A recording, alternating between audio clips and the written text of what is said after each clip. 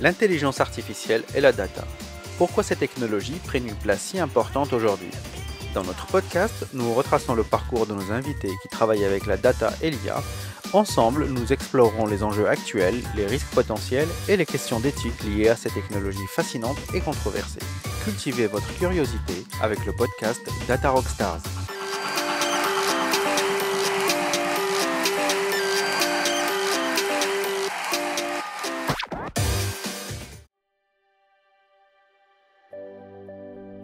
Donc moi je m'appelle Jean-Marc Sevin, j'ai 47 ans.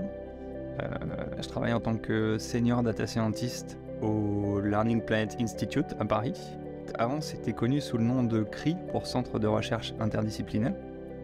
C'est une association qui a été fondée en 2006 je crois, par deux chercheurs, François Tadei et Ariad Linder. Ces deux fondateurs à l'époque, ils ont été convaincus que face aux défis complexes auxquels on est confronté aujourd'hui, que ce soit la transition écologique, le dérèglement climatique ou la transformation du monde professionnel et d'éducation liée notamment à l'essor de l'intelligence artificielle. Les meilleures clés, enfin en tout cas des facteurs clés pour s'y attaquer, c'était finalement l'apprentissage tout au long de la vie et l'intelligence collective. Et donc ils ont mis en place cette structure qui était toute petite au début, où l'idée c'était d'explorer, d'expérimenter, de prototyper et après de partager différentes manières d'apprendre et de coopérer pour justement servir, que ce soit les défis que j'ai la lutte contre les défis que j'ai présentés, servir la jeunesse aussi, puis la planète si on voit un peu plus large. Et donc aujourd'hui on a le Learning Planet Institute à Saint-Paul qui sont, je sais peut-être pas me tromper, qui sont R&D, éducation, alliance internationale pour toute la fédération de communautés apprenantes, transformation des organisations et écosystème numérique.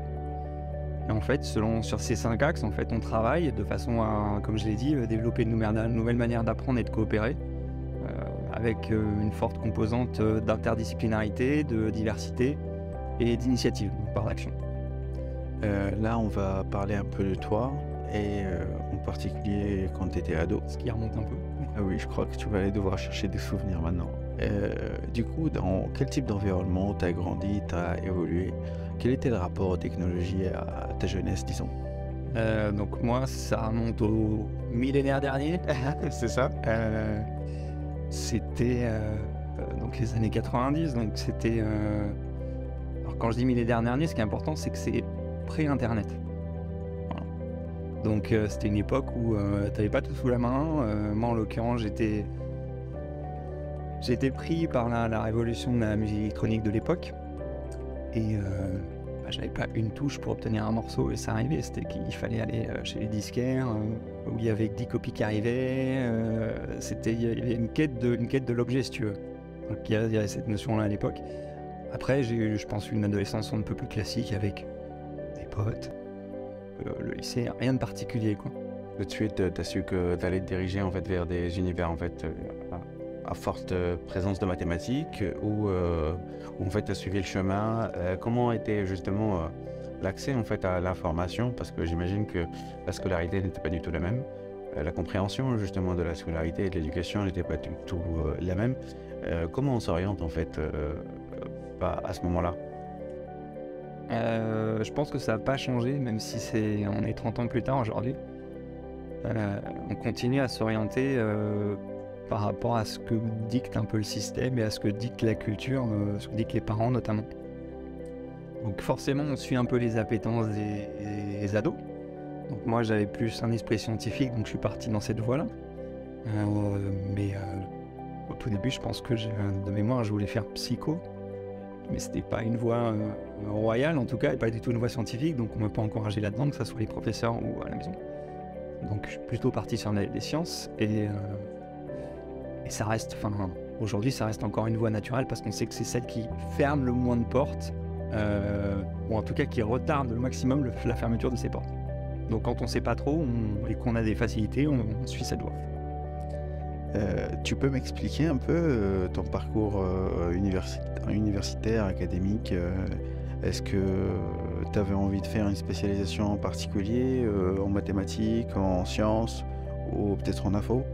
Heu, Qu'est-ce que tu avais en tête, en fait, avant d'y aller? Est-ce que tu avais choisi quelque chose en particulier? Mmh. Alors pour le coup, moi je me suis défini et je continue à me définir comme ce qu'on appelle un jack of all trades. Donc quelqu'un qui est curieux, donc qui aime bien connaître plein de trucs et qui se spécialise jamais dans un seul domaine. Ça reste encore d'actualité, mais ça s'est cristallisé un petit peu à ce moment-là parce qu'en fait j'ai fait bac scientifique, classe prépa scientifique. Mais à l'issue des classes prépa scientifiques, comme c'est du gavage de sciences, j'ai pas forcément adhéré à la méthode d'enseignement. Et donc, du coup, j'ai regardé ce sur quoi je pouvais aller autre qu'une école d'ingé.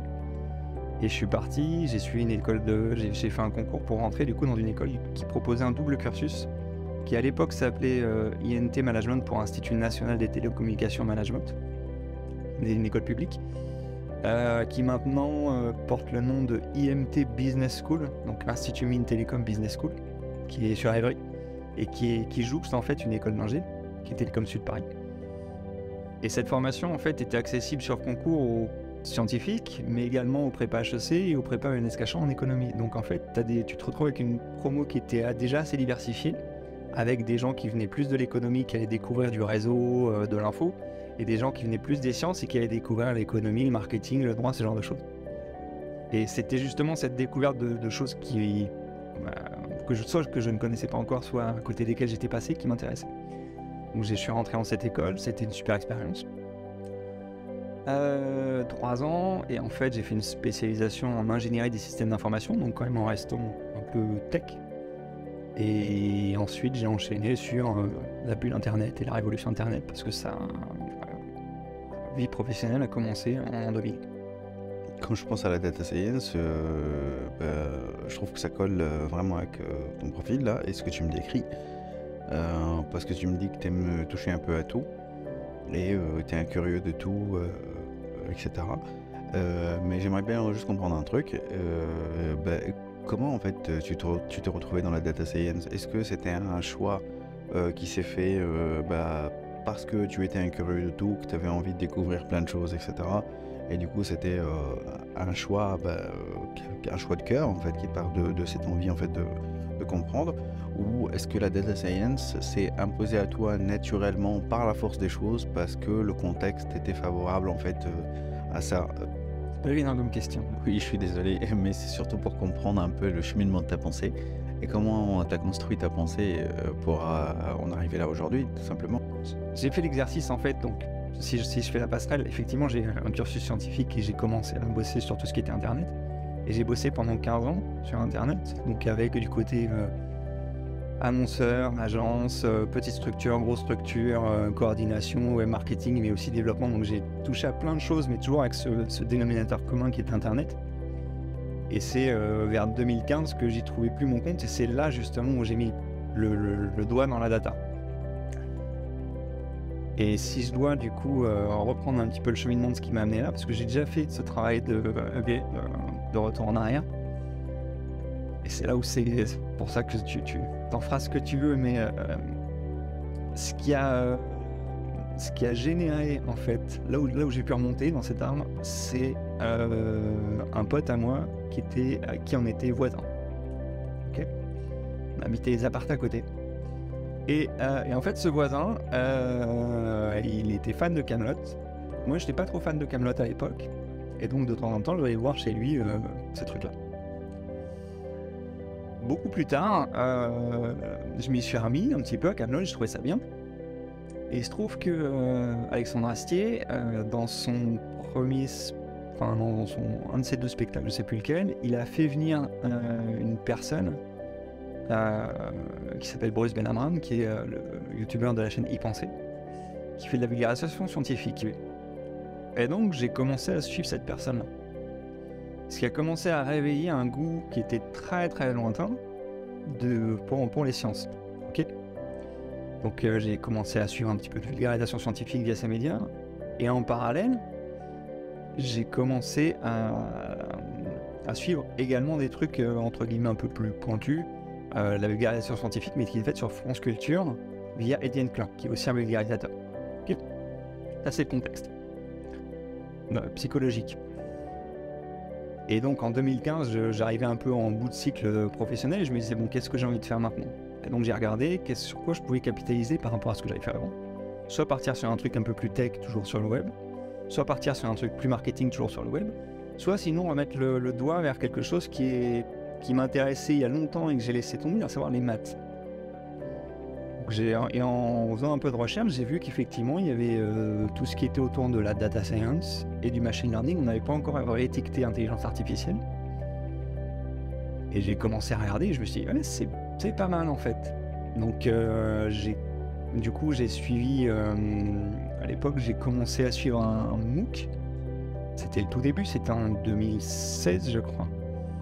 Il n'y avait pas grand-chose, c'était en anglais et c'était le MOOC de Andrew Ng, qui est un prof à Stanford, qui du coup, après a fondé la plateforme Coursera. Il a cofondé la plateforme Coursera, qui est une plateforme de MOOC. Et il y a son MOOC Machine Learning, qui est en fait une retranscription du cours qu'il donne à Stanford en Machine Learning. Et c'était un bon exercice, donc je me suis dit, ok, je vais creuser, je vais voir ce que c'est en fait. Et là, je me suis dit, ah, c'est vachement bien. Sachant qu'en plus, cette personne-là est hyper pédagogue. Ok? Ouais. Donc, ces trois options, je me dis, bon, bah, si j'ai trois choix, je vais plutôt aller sur la voie machine learning, ça me semble pas mal. Puis après, quand tu regardes justement, tu commences à lire des articles en 2016-2017 sur le sujet, tu vois que c'est un boulevard professionnel, quoi. Parce que il y a personne, il y a peu de formation, c'est émergent et les boîtes comme Gartner prévoient une explosion du truc. Donc tu dis, ouais, c'est une bonne fenêtre d'opportunité et en plus, ça fit avec mon appétence. Donc je vais y aller. À partir de quel moment on a commencé à parler de machine learning quand toi tu as découvert le domaine, on avait déjà des cas d'usage ou c'était encore au stade de découverte, de projet, encore au stade expérimental Alors, le machine learning, c'est un champ qui existe depuis longtemps, hein, ça a plus de 50 ans. Il y a eu en fait une première vague, plutôt je pense au niveau des années 90. Et après, il y a eu ce qu'ils ont appelé l'hiver en fait du machine learning. Donc en haut, surtout l'hiver des réseaux de neurones en fait. Mais c'est une période en fait où il y a des personnes qui ont été justement les grands noms qui sont aujourd'hui Yoshua Bengio, Geoffrey Hinton ou Yann Lequin. C'est des personnes qui étaient dans cette première vague dans le monde de la recherche, où il y a eu quelques justement applications derrière. Mais ensuite, ça s'est essoufflé. Donc c'est resté un champ de recherche, champ d'application, mais qui est resté, qui était, je dirais pas anecdotique, mais qui n'était pas loin d'être au niveau qu'on a aujourd'hui. Et en fait, il y a eu plusieurs révolutions. Il y a eu notamment la révolution au niveau de la collecte des données qui a fait qu'on avait beaucoup de data. Au niveau des puissances de calcul, où c'était beaucoup plus facile. Et là, on a commencé à avoir, et c'est pour ça que c'est milieu des années 2010, je pense que le gros point de bascule, ça a été quand via ImageNet, donc en fait, il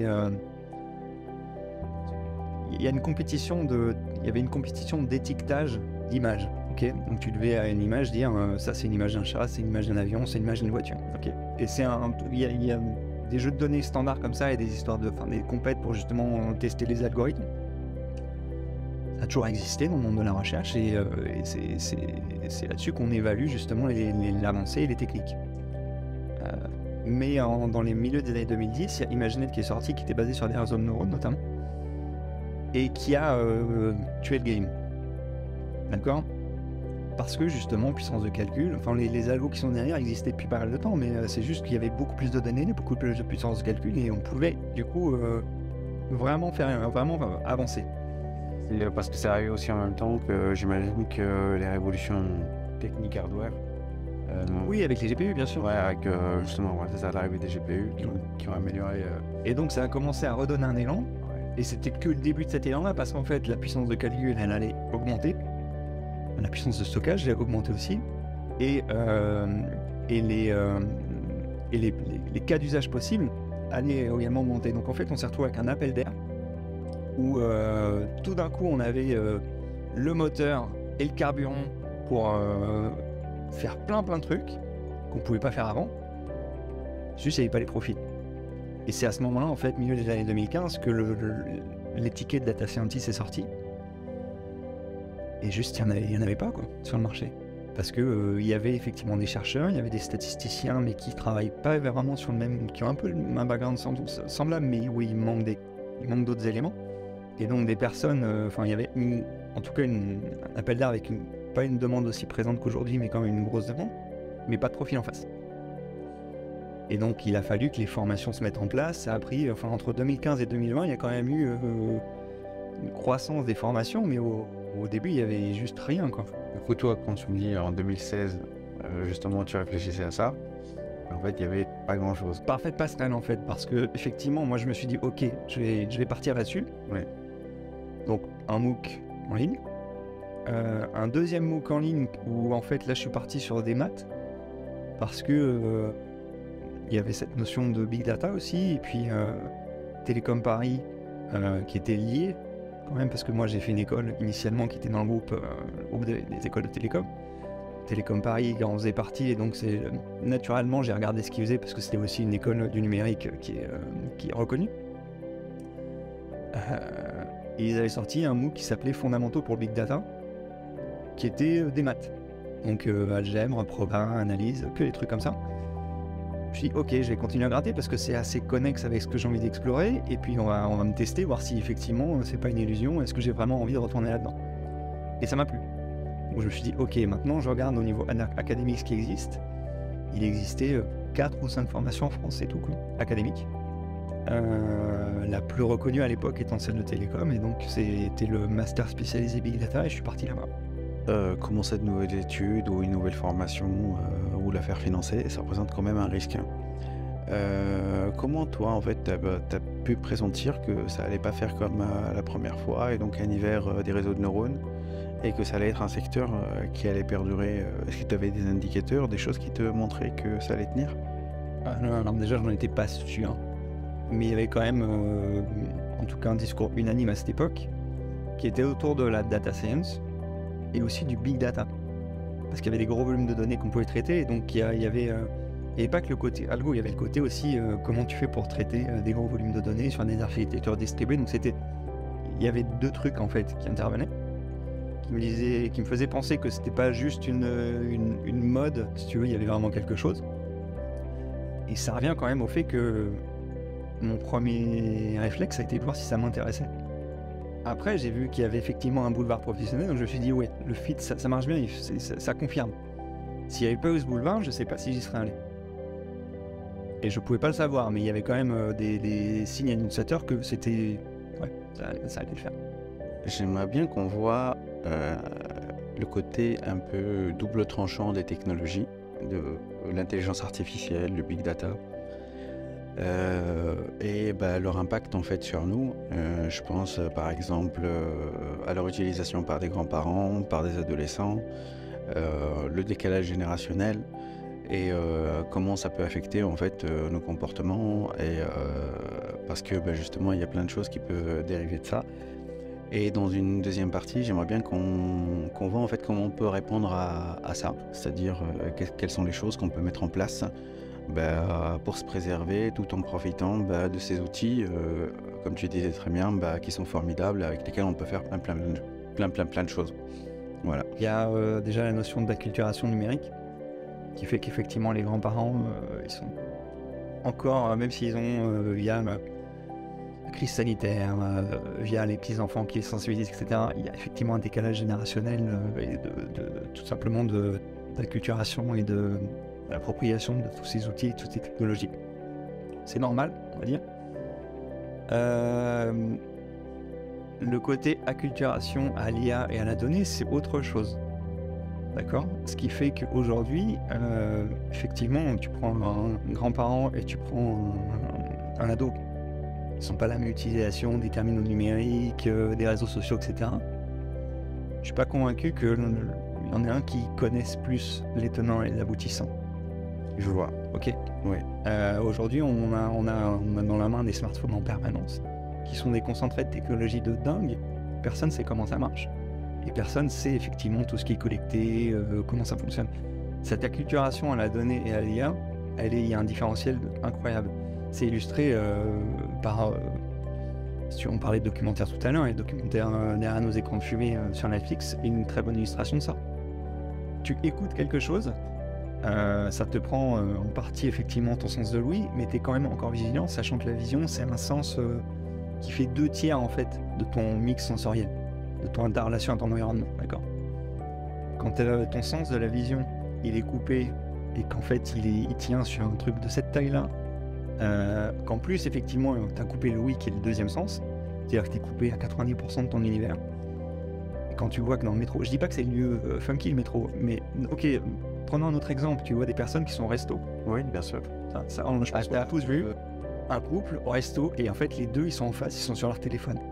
Moi personnellement, humainement, ça me désole et pourtant j'adore la technologie, tu vois, mais il y a un truc qui me désole, qui m'inquiète et il faut pas l'enlever complètement, mais comment tu fais pour accompagner cette utilisation des usages?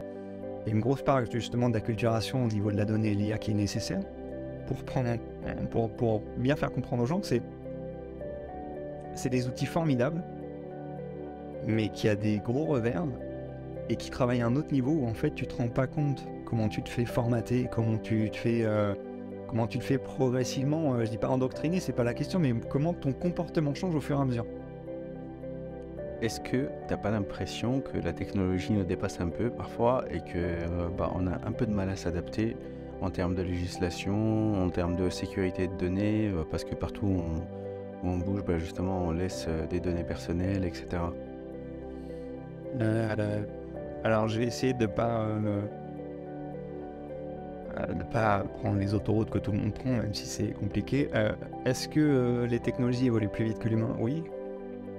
C'est un fait. Enfin, on n'est pas aujourd'hui câblé biologiquement pour réagir comme il faut aux nombreuses stimulations qu'on a tous les jours via les terminaux numériques. Voilà. C'est établi. Est-ce que la confidentialité des données elle est assurée? En Europe, on essaie de faire des réglementations là-dessus. Maintenant, on est en 2023 et entre les réglementations et l'application qui en est faite, il y a toujours un différentiel. C'est-à-dire qu'on court après tout ça. Mais aujourd'hui, du fait de ces données qui sont majoritairement stockées dans des entreprises aux États-Unis, du fait de la réglementation qui n'est pas forcément harmonisée entre l'Europe et les États-Unis ou la Chine, tous ces éléments-là font que il y a un flux de données incroyable qui part régulièrement et le nombre de traces numériques que les individus laissent, qui sont stockées, récupérées et utilisées, en dépit de ce qu'on met en place en termes de cadre réglementaire en Europe, ça reste énorme. Et les individus commencent à en être conscients, mais ils ne changent pas leur comportement pour autant en fait. Donc il y a des bonnes pratiques. Au sein des acteurs du métier, effectivement, on est sensibilisé à ça. C'est hyper important qu'il y ait cette notion de ethic by design où en fait on va intégrer ça dans nos réflexions, dans nos conceptions de produits et travailler justement à corriger un peu le tir. Mais il faut pas se leurrer, aujourd'hui on continue à courir après la machine et tu peux couper tout ce que tu veux en circuit de collecte de données. Tu arriveras effectivement à couper un pourcentage, mais tu continueras à être profilé de façon, sans rentrer dans une logique de théorie des complots, c'est pas l'idée, mais tu alimentes un vivier de données qui est gigantesque sans t'en apercevoir. Oui, sachant qu'on ne se rend pas peut-être forcément compte de ce qu'implique par exemple les réseaux sociaux et l'intelligence artificielle appliquée aux réseaux sociaux, parce que ça travaille à un autre niveau. Aujourd'hui, qu'est-ce qu'on a comme outil ou initiative à notre disposition qui nous permettent de mieux comprendre ou mieux aborder ça? Alors, il n'y a pas de recette magique. Ça passe par la pédagogie de tout. Et un exemple qui illustre bien ça, c'est peut-être que tu connais une entreprise qui s'appelle les Magic Makers.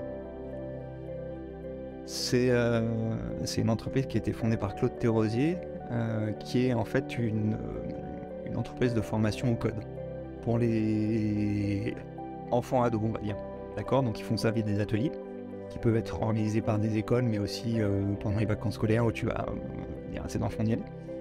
Et en fait, sa démarche à elle, c'était justement de montrer ce que ces outils peuvent permettre, tu vois, à ces jeunes générations, et de leur dire, ok, emparez-vous de ces trucs-là, parce que c'est des outils top, donc si ça peut vous aider à créer des choses, bah, c'est même pas une logique de cocher des cases pour ton parcours professionnel, c'est vraiment de t'outiller sur ces technologies, bah c'est bien.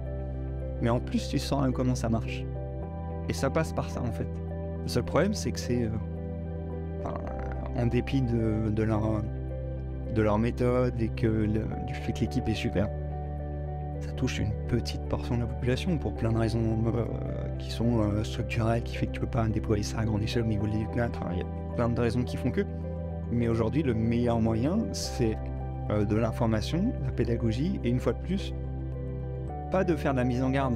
Je pense que la mise en garde, elle peut se faire justement par des documentaires, des médias, mais leur donner ces outils pour qu'ils puissent s'en servir et se rendre compte finalement après d'eux-mêmes mais en fait ça fonctionne comme ça, enfin leur apprendre à ouvrir la boîte, quoi. Sachant que c'est important de le faire pour ces jeunes générations, idéalement il faut faire pour tout le monde, mais si on a le choix de le faire, si on peut faire qu'une seule des communautés, je dirais, bah pour moi il faut prendre les plus jeunes parce que c'est eux qui vont être les plus impactés par ça. J'aimerais savoir ton point de vue avec le recul et toute ton expérience pro. Selon toi, c'est quoi les chantiers auxquels on devrait s'attaquer pour pouvoir à la fois comprendre l'intelligence artificielle, ce qu'elle implique et cette révolution technologique, mais en même temps être en phase avec la crise écologique, les gestions des ressources, la pollution en fait due à ces technologies, etc.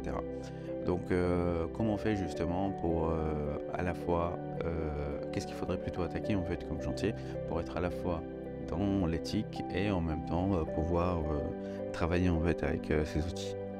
Alors, ça n'engage que moi, hein. Oui, mais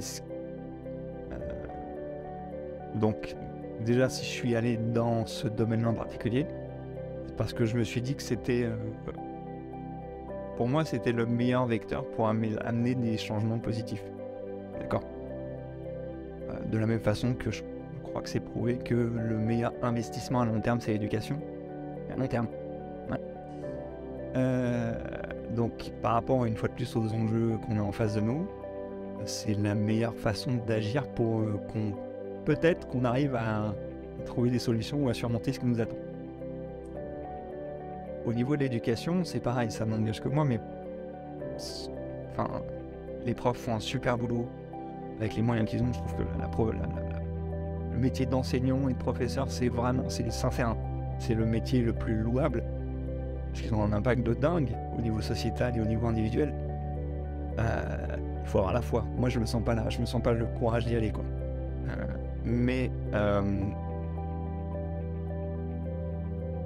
Ils ont beaucoup de boucliers, beaucoup de problèmes à gérer, beaucoup de bâtons dans les roues pour avancer. 2, ce qui est fait souvent, c'est des rustines.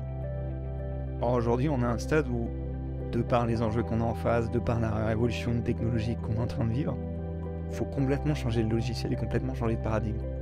Est-ce que selon toi, il y a des choses qui sont préoccupantes ou qui peuvent l'être pour le présent ou pour l'avenir quant à l'utilisation de l'intelligence artificielle, l'éthique justement autour de ça, ou la modification de nos comportements, comme on l'a dit tout à l'heure, et la modification des différents métiers, comment ça peut bouleverser la société par exemple. Donc est-ce qu'il y a des choses qui sont préoccupantes selon toi? Le côté, les comportements et les usages qui sont changés par une application ou l'arrivée d'une technologie, je pense pas que c'est lié uniquement à... ça a déjà existé dans le passé, donc c'est pas forcément un point négatif. Exemple tarte à la crème il y a quelques années, c'était le radiologue. D'accord. L'idée c'était que le radiologue, il n'avait pas changé le métier n'allait pas disparaître, mais il avait changé ses pratiques. Et ça, c'est valable pour de plus en plus de métiers. Donc que ça soit dans plein de domaines, notamment le droit, la compta, l'illustration, voilà. Des métiers qui sont impactés où en fait une part de leur activité va être automatisée ou automatisable ou remplacée. Donc les personnes qui font ces métiers vont devoir changer leur pratique ou changer de métier en fonction. Ça, c'est indéniable. C'était déjà le cas il y a quelques années, et puis là on se reprend une couche justement avec les modèles génératifs qui ont été diffusés en 2022. Ce qui est peut-être plus préoccupant, c'est le fait que ça soit monopolisé par seulement quelques grands acteurs anglo-saxons. Faut être franc, c'est un peu de... Et si on parle, si on parle des modèles gigantesques qui sont aujourd'hui démocratisés, que ce soit en texte, en images, ces trucs-là sont majoritairement produits par des labos de la Silicon Valley, ou en tout cas de la côte ouest. Pour l'Occident, après, en Chine, ils font d'autres choses, mais ça attaque pas forcément notre marché. Et aujourd'hui, tu vas te retrouver avec, ok, soit je prends ces trucs-là qui sont hyper performants, mais bon, je sais les inconvénients que ça peut avoir, que ça soit au niveau économique, au niveau éthique, et puis c'est un peu opaque. Soit sinon, je fais un truc où je contrôle, mais qui va être moins performant. Quand ils se donnent dans une logique de business aujourd'hui, même si, comme on l'a dit tout à l'heure, on essaie en Europe de travailler à rétablir et à rajouter un peu d'éthique et à pondérer ça.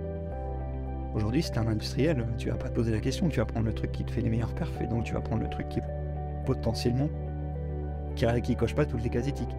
Donc ça c'est préoccupant. Le deuxième truc, c'est que, à mon sens, c'est que c'est des outils formidables, mais qui pour le moment sont utilisés pour des trucs qui sont pas forcément super vertueux.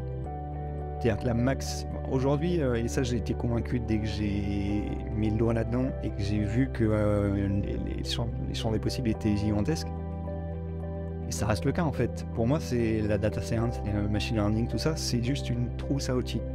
Ça m'arrive de me présenter comme l'équivalent d'un plombier en fait, où j'ai des outils qui sont des algos, des données, c'est des outils un peu perfectionnés, basés sur des maths et de l'info.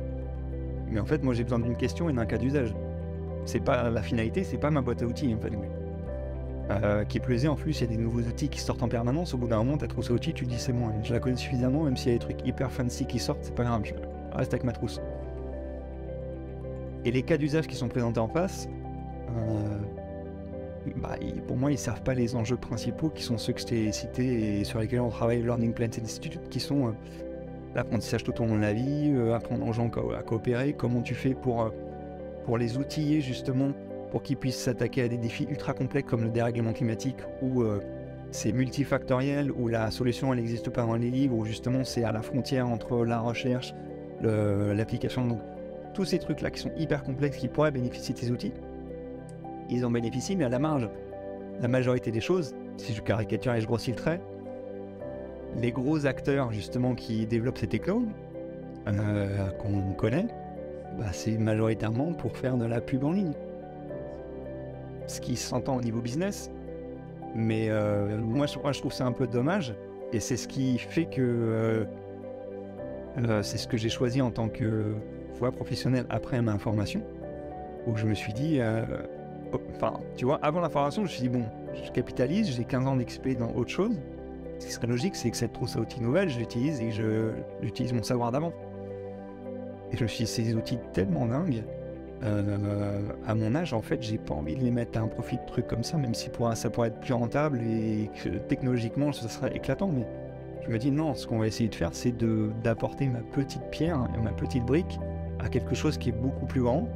Et je me dis que ces outils peuvent le servir. Mais malheureusement, ça reste aujourd'hui encore marginal.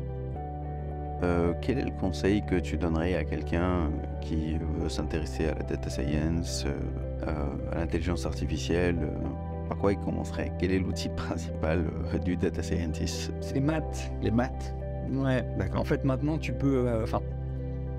c'est pareil, dans les profils, on le disait tout à l'heure, un data scientist, il y a justement 5-7 ans, c'était émergent et donc on pouvait à peu près définir. C'était un profil qui était à l'interface du business, des maths et de l'info, et qui pouvait travailler sur des données non structurées. Ça reste le cas, mais en fait, ça s'est tellement étendu et tellement déployé en termes de techno qu'aujourd'hui, c'est clairement, tu peux plus tout savoir faire. C'est pour ça que ça s'est scindé. Après, tu as eu data scientist et data engineer. Après, tu as eu le ML qui est arrivé. Après, tu as le MLOps qui est arrivé. Il y a plein de trucs qui se sont greffés, qui fait qu'aujourd'hui, un data scientist, comme tu le disais, c'est d'une part, cette appellation, elle est très large parce que tu peux avoir des profils ultra juniors qui ont fait genre 3 mois de bootcamp et des profils ultra seniors qui ont fait éventuellement un PhD et des trucs en plus. Et même là-dedans, après, tu peux avoir des profils qui sont plus recherche, maths, à bosser sur les algos, et d'autres qui sont plus dans l'applicatif et éventuellement le déploiement de ça pour répondre à une question business. Donc, moi aujourd'hui, si tu veux, de par le moment où je suis entré là-dedans et mon âge, ça fait que je suis à même de discuter, de converser avec toutes les personnes dans ces axes. Ce qui est bien parce qu'en fait, du coup, des profils managériels qui comprennent ça, il y en a peu. Maintenant, tu peux trouver du coup quelqu'un qui est plus spécialisé que moi, voire même plus junior, et qui est meilleur que moi. Et ça, je trouve ça top parce que justement, on va apprendre ensemble. Mais ce terme est tellement vaste aujourd'hui que tu peux l'attaquer par plein de bouts. Et si je rebondis sur ta question, en fait, il y a un profil qu'on voit un peu émerger maintenant qu'on définit comme un data analyst plus. Où c'est quelqu'un qui n'a pas forcément tout le bagage de maths que tu es obligé d'avoir quand tu fais data scientist, qui va être plus dans l'applicatif. Il n'aura pas non plus tout le bagage info, mais il sera à même d'interagir avec des outils qui sont faciles à utiliser, qui font et de l'implémentation, donc des trucs plus info, et de l'algorithmique plus maths. Mais lui, ce qu'il va faire, c'est qu'il va faire l'interface entre la question business qui lui est posée, un jeu de données, et ces outils-là. Donc, si tu veux, utiliser de la data science ou du machine learning aujourd'hui, c'est ouvert, tu peux le faire au lycée en 3 lignes de code. Mais tu peux le faire aussi en t'attaquant à un truc ultra précis, en allant challenger des jeux de données qui permettent de comparer des algos et faire de la recherche à ce niveau-là. Donc le spectre est ultra large. Donc en termes de formation, c'est pareil, c'est ultra large. Et donc finalement, je dis pas que c'est open bar, mais tu peux l'attaquer par plein d'angles, que ça soit par le côté je fais une école de commerce, je fais un truc business, et donc je veux utiliser ces outils-là pour répondre à la question. Que ça soit je suis un développeur et j'ai envie de mettre le doigt un petit peu dans la donnée, donc c'est possible aussi, ou que ce soit quelqu'un qui est branché par les maths. L'axe d'entrée il est multiple et le niveau d'entrée il est multiple aussi. C'est une trousse à outils qui s'est énormément démocratisée, qui est accessible par plein d'angles différents et à des niveaux différents. Il y a quand même un danger avec ça, et c'est ce qu'on évoquait tout à l'heure sur les notions de biais. Parce que aujourd'hui, les usages des produits développés avec ces technologies fait que on fait facilement confiance à ce qui est proposé. Que ce soit notamment pour du matching, que ce soit pour de l'offre d'emploi, de la formation, des rencontres personnelles, de la consommation de contenu, tu vois. Il y a beaucoup de choses qui sont poussées comme ça et en fait on ne challenge pas. Déjà on ne sait pas forcément comment ça marche derrière. Et puis on a un biais qui fait que peut-être par facilité en fait, on se laisse avoir et on prend ça sans forcément challenger ce qui est proposé. Le problème que ça entraîne du coup, c'est que si tu sais pas comment ça marche vraiment, et donc si t'es pas en mesure d'ouvrir le capot et de voir comment ça fonctionne, même quand tu es dans ces métiers-là, tu peux facilement te laisser avoir. Je développe en disant que si tu as une question business, tu es basé sur un jeu de données, sur des algos pour y répondre, en mode data analyst plus. Tu as bien fait ton boulot. Mais tu peux facilement, parce que peut-être tu as des lacunes en maths, être rentré dans un biais ou avoir fait une erreur de raisonnement qui va du coup entraîner des mauvaises conclusions. Et ça, si tu n'es pas à même de le détecter en tant que manager ou en tant qu'exec qui a posé la question, c'est pas bon. Donc, c'est une trousse à outils, oui, mais c'est toujours bien d'avoir quelqu'un qui connaît la conception des outils dans la boucle. Voilà. Donc moi je trouve ça hyper bien et c'est quelque chose que je voyais venir, si tu veux, le côté formation data science appliqué à un domaine ou dans des cursus généralistes, faire un module data science. Ça c'est top. Pour autant, et ça c'est mon point de vue, tu peux pas laisser quelqu'un te faire de la data science pure entre guillemets, appliquée à une question, s'il a que 3 mois d'expérience en bootcamp. C'est trop dangereux. Donc t'as besoin d'avoir des profils experts encore dans la boucle. Ou en tout cas d'avoir justement des profils qui sont, et je prêche pas pour ma paroisse, hein, c'est pas l'idée, mais c'est que tu as besoin d'avoir quand même quelqu'un qui est en mesure de détecter les erreurs que tu as pu faire, parce que c'est frais. Je te remercie infiniment d'être venu pour ce podcast. On a quand même bien parlé de un peu tout et n'importe quoi. On est parti un peu dans tous les sens. Mais c'était cool de t'avoir ici avec nous. Donc, au plaisir. Peut-être une prochaine fois alors. Ça marche. Merci à toi.